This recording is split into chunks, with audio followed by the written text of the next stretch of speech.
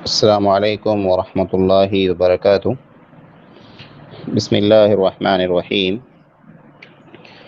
मौलाना अब्दुर रहीम पच्छमी रहमतुल्लाह अलैह, एपिसोड नंबर 41।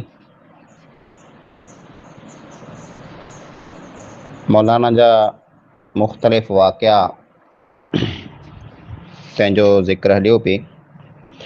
उन वाक़े में जा हिकिड़ो वाक़ियो ई पण आहे जेको अरबाब अल्लाह जोड़ीअ जे साथ पेश आयो हो।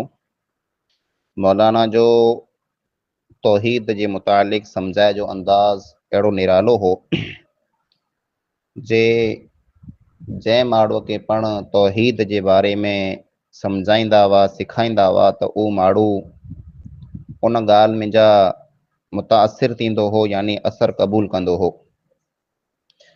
मौलाना जी दावत ने तबलीग जो असर सिर्फ़ पच्छम कच्छ ने गुजरात सूधी न हो, बल्कि थर जी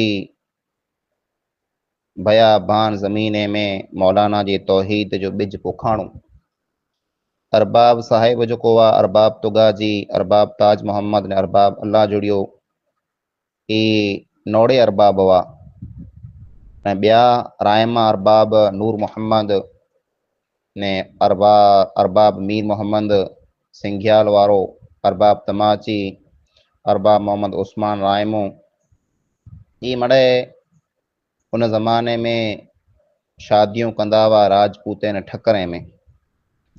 उन ज़माने जूं रस्म रवाज गैर मुस्लिम जा मड़े घर में मौजूद हुआ। जिहालत एतिरे क़दर वधारे हुई जे पिन जी धीअ खे ज़िंदा दफ़न करे छॾींदा हुआ।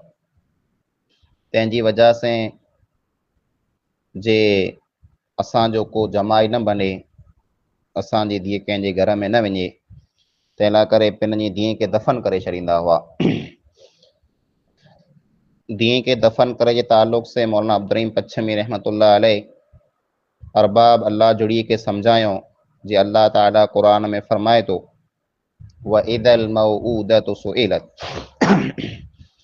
जे जरा उन नियाणीअ खे पुछे में अचींदो जंहिंखे ज़िंदा दफ़न करे में आयो, जे तोखे कुला क़तल करे में आयो, त उहो बच्ची चवंदी जे मूंखे कीअं पण ख़बर न आई। पोइ अल्लाह ताला उन बच्चीअ खे जन्नत में दाख़िल कंदो अने माइटनि खे दोज़ख में दाख़िल करे छॾींदो। इहा ॻाल्हि सुणी करे अरबाब अल्लाह जुड़िए मौलाना जे भाउ मौलवी अब्दुल लतीफ़ खे चई जे तूं ॻोठ जो रहीमाबाद ऐं लुॾीअ जो वॾो माण्हू आहीं, अने मौलाना बेरो सफ़र में साथ में हुए तो त ए अब्दुल लतीफ़, ही मौलाना कहिड़ो मौलाना आहे? तूं ॾिस कीअं साफ़ साफ़ चए पियो जे आउं दोज़ख में वेंदुसि, मूंखे मौलवी चयो तो जे आउं दोज़ख में वेंदुसि। मौलवी अब्दुर रहीम फरमायो जे आउं तोखे नथो चवां जे तूं दोज़ख में वञे, पण आउं उन मिणी इंसान खे चवां थो जेको पिंड जी धीअ खे ज़िंदा दफ़न कईं था। एतिरे में अरबाब अल्लाह जोड़ियो नाराज़ थी करे उन मजलिस मां महफ़िल मां उथी रवानो थी वियो। थोड़ा ॾींहं गुज़रिया, अरबाब साहिब जो गुस्सो कीं का ओछो थियो, नाराज़गी ख़त्म थी, पर मौलाना के नियापो हलाएं जे मौलाना खेतलारी अच। खेतलारी अरबाब अल्लाह जुड़ी जो ॻोठ हो। मौलाना के ॿोलाएं दावत ॾिने, मौलाना विया। तर मौलाना से ॻाल्हि कंदे न चए, मौलाना आं जेको उन्हनि ॻाल्हि कयां जे तूं दोज़ख में वेंदे, जेको धीअ खे दफ़न कंदो उहो दोज़ख में वेंदो, त मौलाना असां कंहिं भले सम्झायो, पण नरमीअ सां सम्झायो। असीं हिकिड़े अहिड़े वण मथे चढ़ियल आहियूं जेको कंढे वारो वणु आहे, यानी ख़ैर जे वण मथे असीं चढ़िया वेठा आहियूं। जेकॾहिं तूं असांखे आहिस्ता आहिस्ता हरा हरा इन वण मथां उतारीने त उतरी वेंदासीं, ने फटबासीं कीन। जेकॾहिं तो तकड़ कए अने असांखे खेचे न झपाटो झपाटो उतारे त ख़ैर जे वण मथे चढ़ियल आहियूं, लिया टुटी पवंदा न असीं पिंड फटिजी पवंदासीं। यानी असीं अहिड़े रस्म रिवाज में जकड़िया पिया आहियूं जे हिकिड़े फेरे में छॾणु मुश्किल ऐं हराना असीं छॾारींदासीं त तो असांखे हराना सम्झाए। फिर मौलाना हिकिड़ी मंतिकी दलील ॾींदे अरबाब अल्लाह जुड़ीअ खे चएं जे जानवर जेको वेह था गोई पोई मई रेडूं इन्ही खे धणार चारीनि था त हर जानवर खे ॿोलाए करे धणार वटि आवाज़ वेहे थी।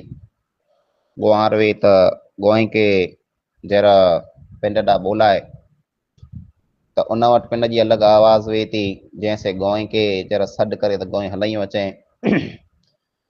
अने पोइ पोआर जेको वेहे थो पोई खे तवार करे त पोई हलायूं अचे। त जानवरनि खे ॿोलाए करे अलॻि अलॻि आवाज़ूं वेहे थियूं जंहिं मथे उहे जानवर पिंड जे धणीअ वटि दौड़ी पुॼनि था।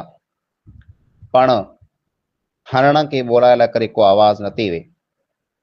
हरण खे जेकॾहिं तवारूं कंदा त हरण खे बाबू कंदा हरण खे सॾु कंदा ॿोलाईंदा त हरण जेको आहे वधारे लमो भॼंदो ओॾो की न थींदो।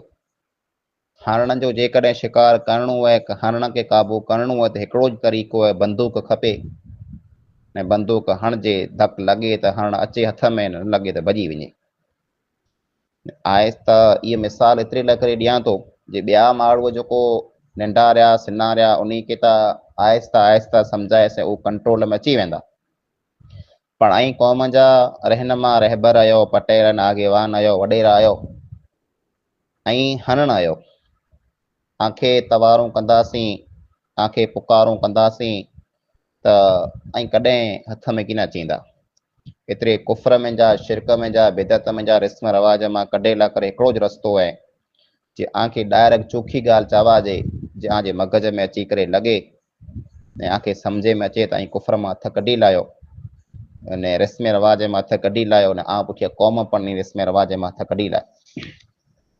मौलाना अब्दुर्रहीम पच्छमी रहमतुल्लाह अलैह जी सम्झाणी तंहिंजी बरकत वई जे अरबाब अल्लाह जुड़ी जहिड़ो इंसान उन मौलाना जी ॻाल्हि खे क़बूल कयईं ने पिंड जी धीअ जेको पैदा थई उनखे दफ़न न कयईं न मारे ज़िंदा छॾ ॾिनई ने पोइ कुटुंब कबीले मिड़ी से लड़ी झगड़ी महिनत करे अने पिण जी बचीअ खे बचाए पोइ इहा ख़ुशनसीब धीअ अरबाब अमीर हसन जे घर में आवई त उहा रस्म रवाज जेको सैकड़ों साल यानी कई 100 साल गुज़री विया जे रस्म रवाज हलिया पे उन जे ख़िलाफ़ मौलाना महिनत कयईं जिहाद कयईं अने बहादुरी वटां कमु गिणे उहा रस्म रवाज जेको आहे मड़े ख़तमु थिया। अरबाब अल्लाह जुड़ियो अहिड़ो इंसान बनियो जे मौलवी हाजी अहमद मल्ला खे चएं जे मौलवी साहब क़ुरान जो तर्जुमो कयो त मौलवी हाजी अहमद मल्ला सिंधी ज़बान में सॼे क़ुरान जो नज़म में तर्जुमो कयईं। नज़म यानी तर्जुमो त माड़ो मड़े दुनिया में कई था पर नज़म जे अंदाज़ में गज़ल जे अंदाज़ में शेर ने शाइरी जे अंदाज़ में सॼे क़ुरान जो तर्जुमो करणो को आसान कमु न आहे। हिकिड़ो जी तर्जुमो आहे मिणी ज़बान में जे सॼे क़ुरान जो तर्जुमो शेर अने शाइरीअ में यानी गज़ल जे अंदाज़ में थियल आहे। ई अरबाब अल्लाह जुड़ी कराए हुअईं ऐं पोइ पिंड जे ख़र्चे से सॼे क़ुरान खे छापाए करे इन माउड़ में मुफ़्त में तक़सीम कयईं। पिंड जे ॻोठ खेतलारीअ में हिकिड़ो मदरसो पिणु बनाए हुअईं जेको अहले हदीस मसलक जो मर्कज़ हो ने सालें जा साल उन मदरसे खे पिंड जे ख़र्चे मथे अरबाब अल्लाह जुड़ी हलाए पई। अस्सलामु अलैकुम वरहमतुल्लाहि वबरकातुहू।